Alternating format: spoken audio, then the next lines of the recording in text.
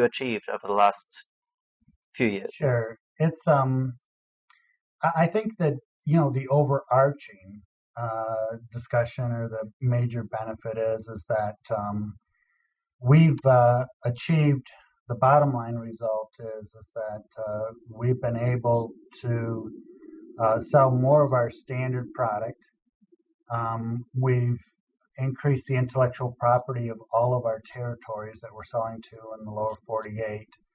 But we've been able to grow our sales 30 to 40% since your visit in September of 2013.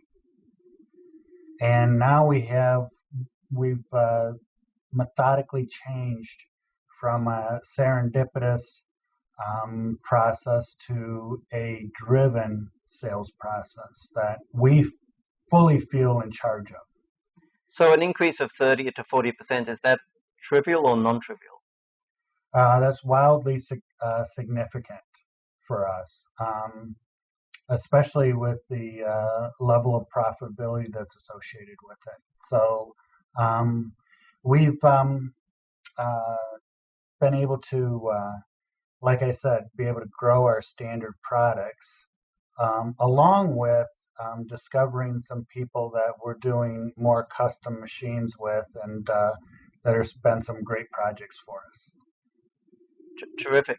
And what sort of, I don't want the viewers to think, oh, well, this is probably, if they've seen a 30 to 40% growth, this is probably a startup. They were probably doing $10 a month in sales previously. I know you don't want to disclose too many figures, but can you give the viewer some understanding of the scale of the business before we get to the detail?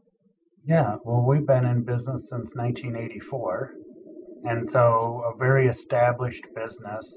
And we're projecting a significant year in 2016, along with going in with a backlog that is historical largest backlog that we've gone into 2016. Well, I mean, that sounds good from all angles. So you're on track to double the headcount, but obviously that's not at the expense of profitability. Exactly. And you've also grown your backlog, so that looks good from all angles. I'm sure everyone's keen to find out exactly how you did it. Sure. So do you want to start by telling us a little bit about Orbitform? Orbitform makes, we design and manufacture forming and fastening equipment along with conveyor systems. We have a real mantra here, which is all under one roof.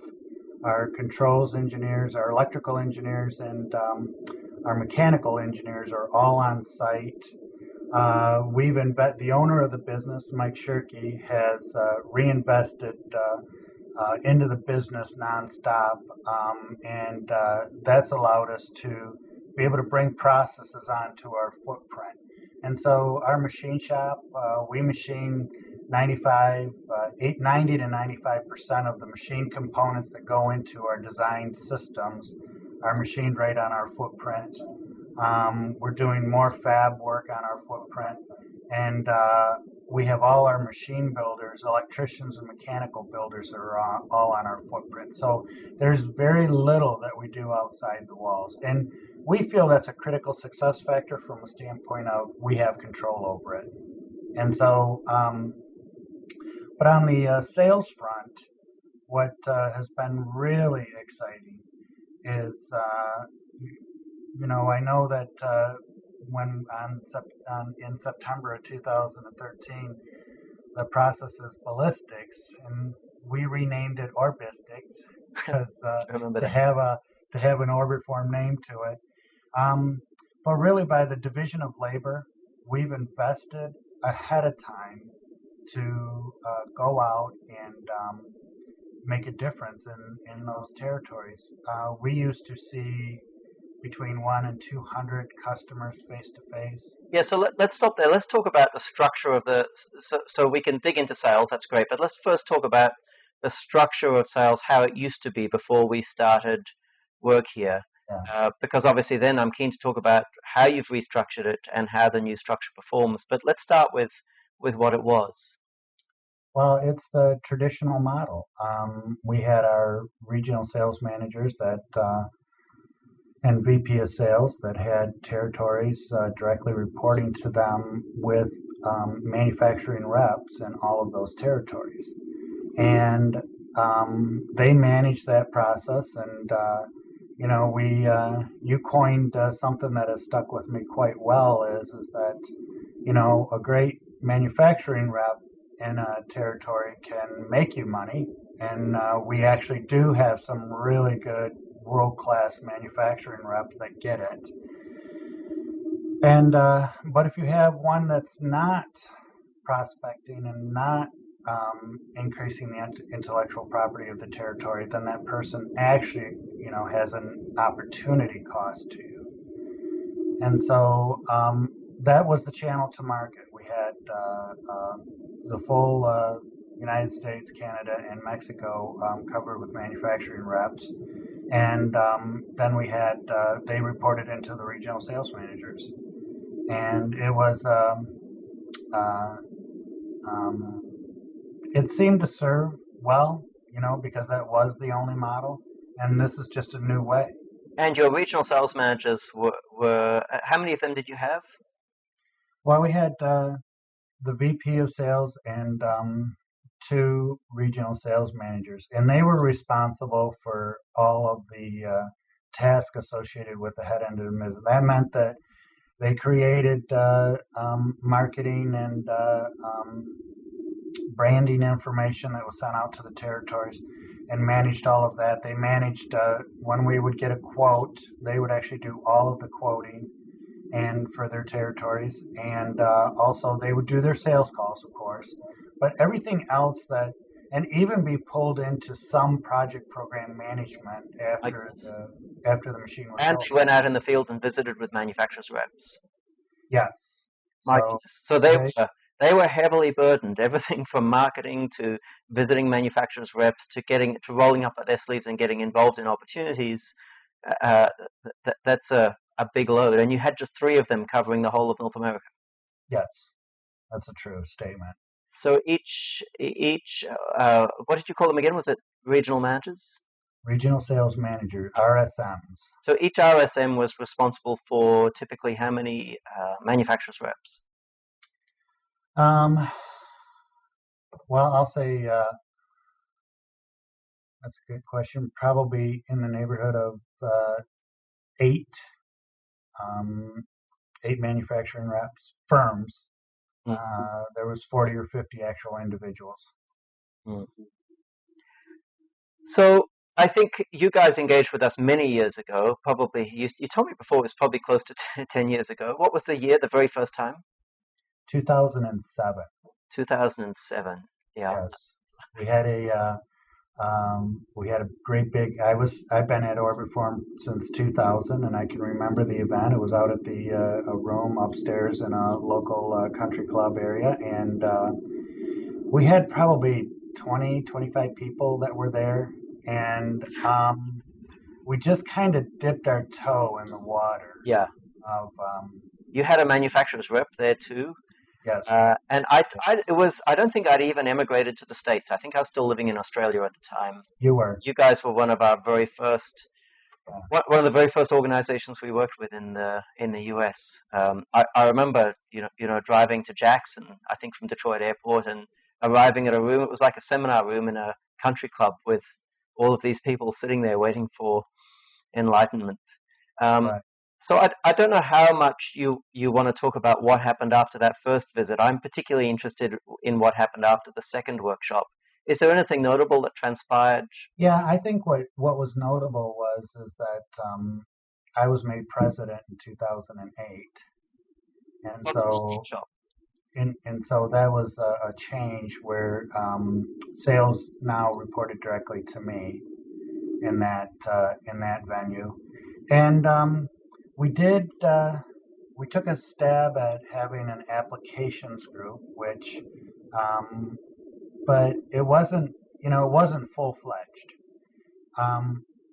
I'm pretty excited about September of 2013 because just 3 months prior to that, we had created and launched our own CRM process and program probably on the likes of Salesforce.com, but probably 60 to 70% capability of that. But it's proven to be 90 to 95% usable.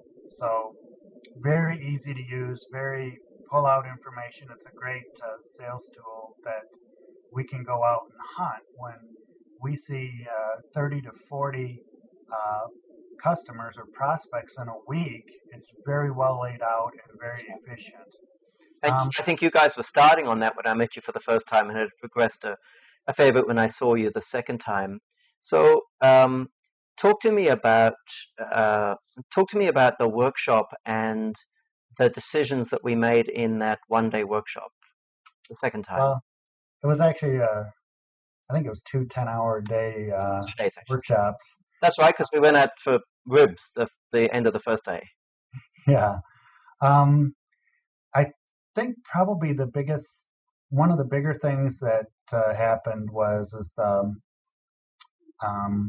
the kind of the all in, type mentality that took over. And you walked us through showing the design of how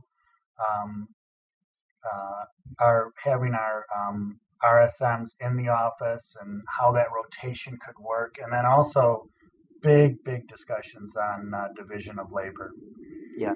And right at that, we had already kind of committed, because that same day I had hired, or there was 2 people that joined us to be the FAST, which is the Field Activity Support Team. And the first day you were there was their first day also. So we kind of had already committed to going. You were planning on partnering them up with RSMs. We did. And you told us at that time that would be a horrible decision, because and that proved out to be true, because we didn't do it that way. We had them where they service the whole sales group. And so that kind of broke our thinking there. And they would set up trips across the regional sales managers, so nobody was assigned to anybody at that. So let me explain to the viewer what happened there, and you can correct me if my memory fails me. So I think that you guys, like a lot of people, had read the machine and had very much taken to the idea of partnering salespeople with executive assistants or sales coordinators, as we used to call them. We call them business development coordinators now. But when I got speaking with you and your team, it became obvious that your salespeople were predominantly inside salespeople. And when we talked to them about this idea of either being inside or being outside, I think that intellectually everyone was comfortable with it, but practically it was clear that it was a non-starter. It wasn't going to be possible to point at somebody and say, you're going to be in the field full time, having 4 meetings a day, 5 days a week, and the rest of you are going to be 100% inside. Right. So we came up with a high. Well, I think we recognized that primarily yours was an inside sales team, and we recognized therefore that it didn't really make sense to have inside salespeople and pair them up with executive assistants, because the whole role of an executive assistant is to allow a salesperson to be outside. So we ended up coming up with a model that I'll let you describe. But before I do, have you managed to get your hands on a copy of the machine yet? You sent me a PDF file, and I've read about 5 or 6 chapters. Okay, so after we finish here, I'll jump on Amazon and I will send you a copy of the book. It came out last week, so there it is there. Awesome. Copy. But what I wanted to show you is inside. Make sure that you sign the front page. I will sign the front page for it. Well, okay, well, I'll send it from here and I'll sign the front page. So inside here, I don't know if I can get the camera to focus on it. There it is. It may The closer it is, the better. Yeah. Yep. So there's actually a picture of the model that we built, that we conceptualized with you at that workshop. And even though we didn't work hands-on with you building it, we've actually worked with a couple of organizations since and built the same basic model with other organizations subsequently. And I think in the book I tell it's a blend of a couple of stories, the story of a couple of organizations, but it's primarily yours. I refer to the organization as Madison but it's Orbitform. I think 90% that I'm talking about in there. So we had this dilemma because you had senior, very capable salespeople who really wanted to do a mix of inside and out. It's something we wouldn't normally be comfortable with, and we came up with a hybrid approach. Do you want to describe what that approach was? Well, our people have what it's boiled down to over the last 24 months has been where we have manufacturer reps that still report to the RSMs. Some we've terminated some exclusivity contracts, and the RSM, that same RSM, has territories that are direct territories. And we have so they go out for a week, and that is all set up by a field activity support team member and in concert with the RSM. And we're seeing anywhere from 12 to 14, well, 10 to 14 firm fixed appointments. And then we're lining up another 10 that are high likelihoods, or people said, yes, if you're in the area, stop in and make sure we see it. And then we get another 10 or 12 of pure prospecting that occurs at the time that they're out. Okay. So each person is seeing, having somewhere in the neighborhood. Remember I said we were doing, prior to ballistics or abistics, we were seeing 150 a year. Each RSM is now seeing, having 350 face-to-face contacts in a year. Okay, so previously they used to organize their own field trips, I think we called them. Uh, but what's changed now is they've switched to being primarily inside salespeople. They work inside like true inside salespeople with headsets on, I hope, Yes. talking on the phone all day long, prosecuting their opportunities. But then in the background, we have a team of field support people who plan a field trip for them. So I'm guessing they pencil onto the calendar. You guys pencil onto the calendar as a group when you want each of the RSMs to go on a trip, and then those trips are planned, booked, and populated with meetings by the field support team. Right. So then, when one of your RSMs hangs up their headset and goes out in the field, they've got a solid week of meetings to perform. Yes. Yes, and it's between, depending on how many firm fix, it's between 25 and 40 customers or prospects and customers that they're seeing. I think something that's been real, we're a technical sale.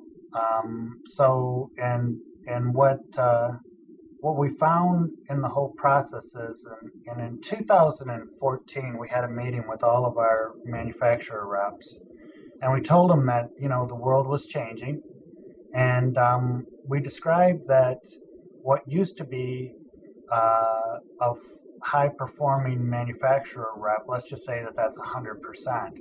Now that historical view of a manufacturer rep went to 66% or two-thirds.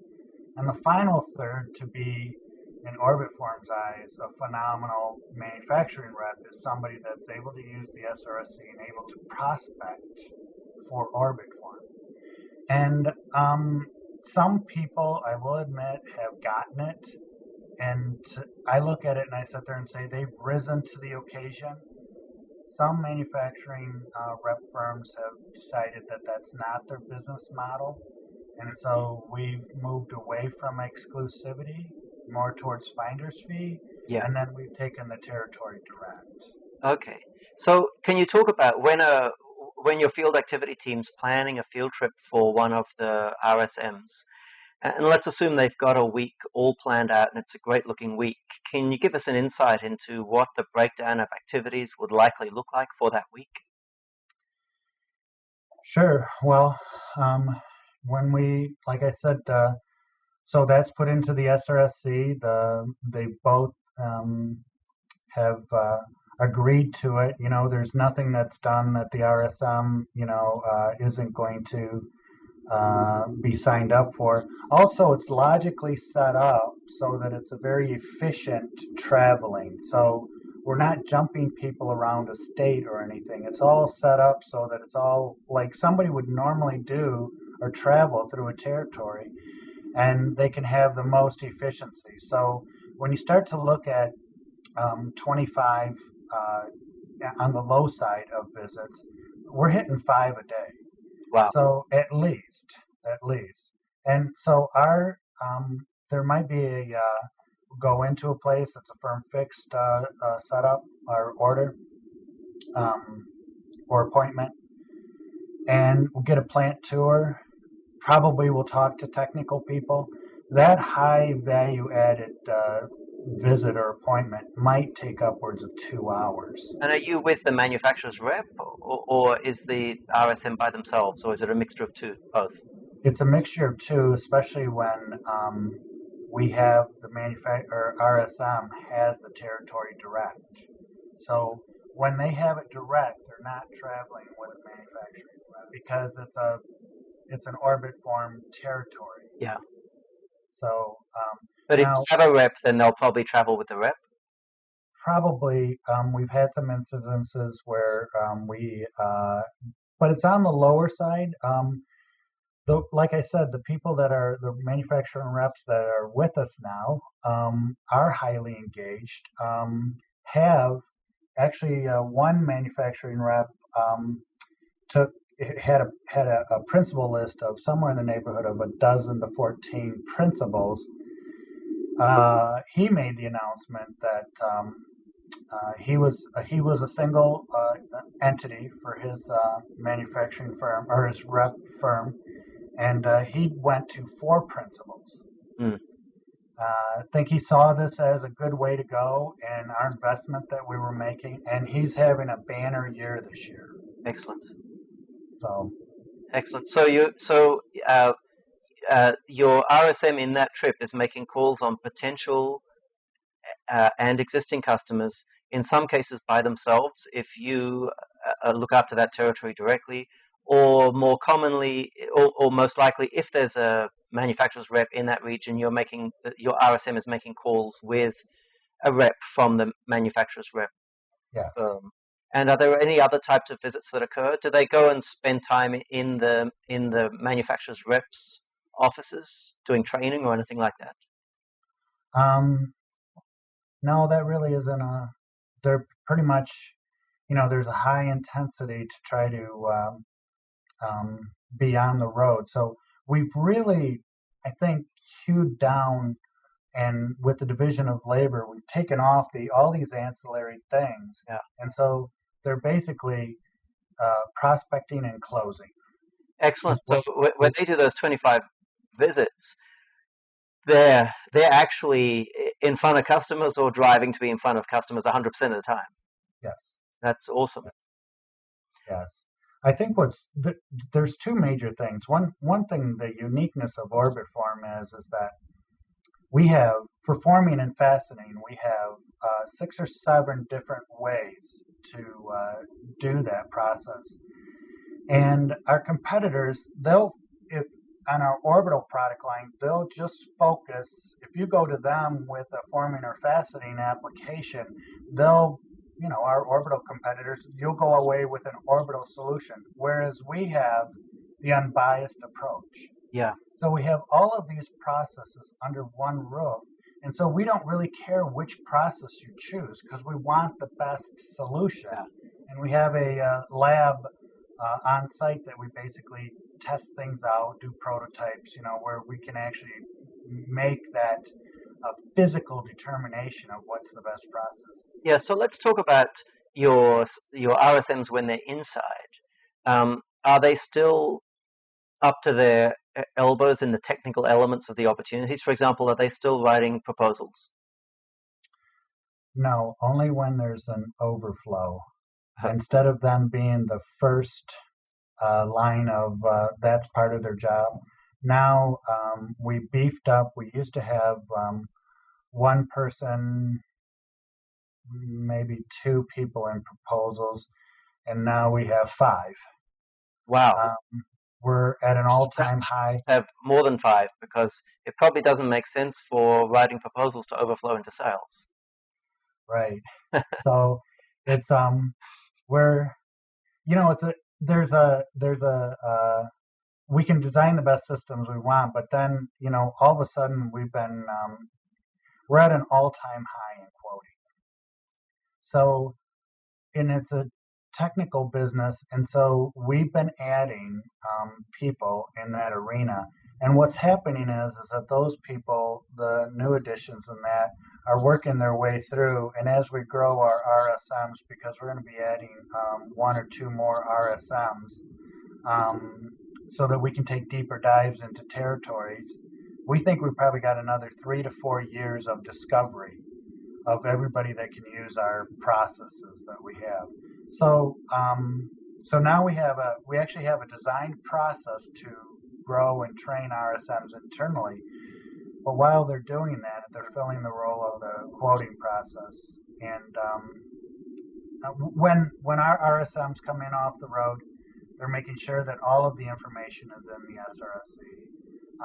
Then there's also a big deluge of lab samples that they manage to some degree, but it is a handoff. We hand it off to the lab, but we want to make sure that it's correct and everything goes well there. So tell me about the field activity team. I think you've got 2 people in that team. They're 2 fairly young, enthusiastic people from memory. Right. How busy are they to get these field trips booked? And do they enjoy that work?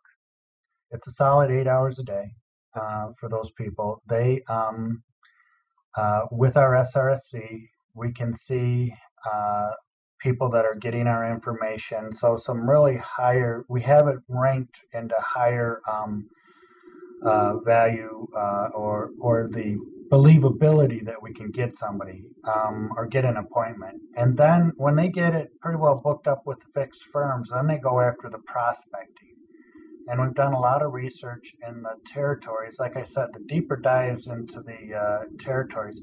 Our intellectual property since 2013 is just grown dramatically. Mm-hmm. So we're not pressured to find or to look for things that we can, or people that we can call and stuff. We have scripts that we try to get past the receptionist, and to get that appointment and that kind of stuff. So they've been trained or getting trained in that process to work our way through that. And we just recently hired a marketing research person that also is feeding in information into the SRSC that makes it more higher value added candidates for the trips. Yeah, and I'm guessing the SRSCs, they work on each trip together? Yes, the RSM and the field activity support team member work on it together. Oh, no, I mean, you have 2 SRSCs. They both work on the same trip at the same time. No, when we got the 5 people, soon to be 6, we felt that it was for individual accountability. So there's a rotation process. Yeah. And so that person has a trip that they have to plan. And so we email blast. We also have our people that we're going to go visit. And here's something else that we discovered that was pretty monumental for us, is that we have in excess, somewhere around 1,500 customers that we've sold equipment to or, done something with.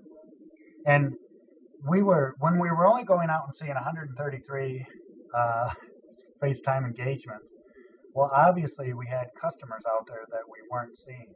Yeah. So we're tracking 1,800 CFEs, but we want to have 500 of those CFEs be previous customers. Because what better person to sell to? And that was something that was totally untapped before Orbistics. It was totally off our radar. And, I think almost a cavalier, well, they bought from us, they should know us and that. No. You go in, you see, you get a plant tour, you look at the place from Orbitform eyes, and next thing you know, we're coming away with applications. Yeah, that's excellent.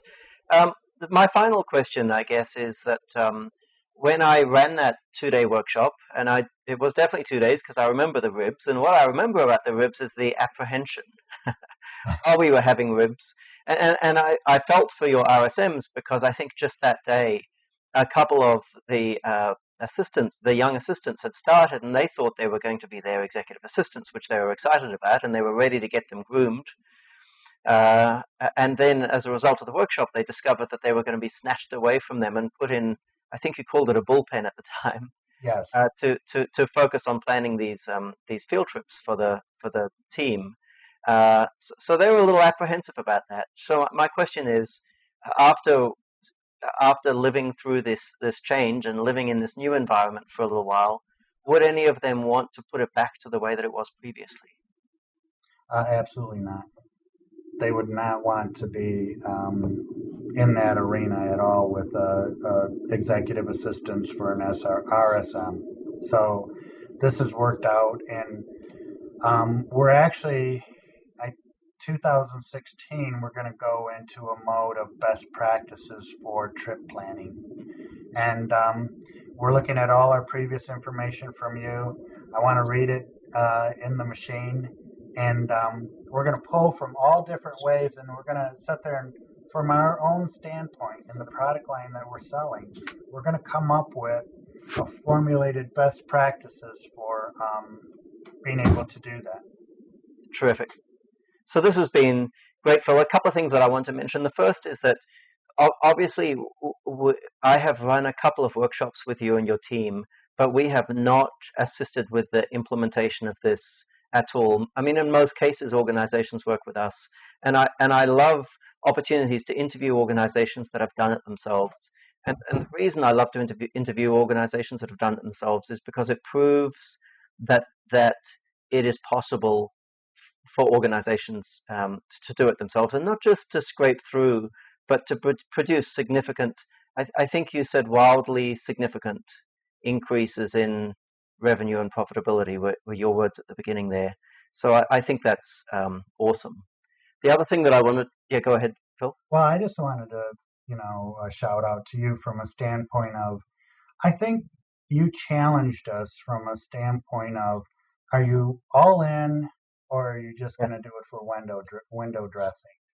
And I think stepping up to the plate and understanding what all in means, and one is that you have to add temporarily the OE to, because you got to believe. Yeah.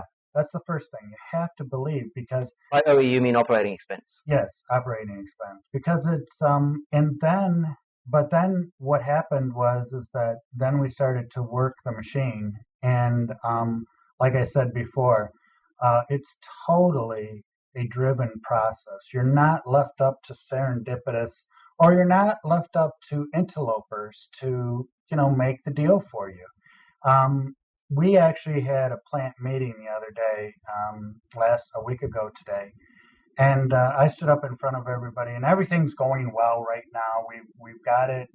We've actually had to add to operations because of the loads that we've had, but we feel like the process is so rock solid that I talked about the possibility in the future that there could be a downturn in the economy. I mean, it's happened all the time and stuff. And I said, what do companies normally do in a downturn? And everybody to a man said, well, companies lay off.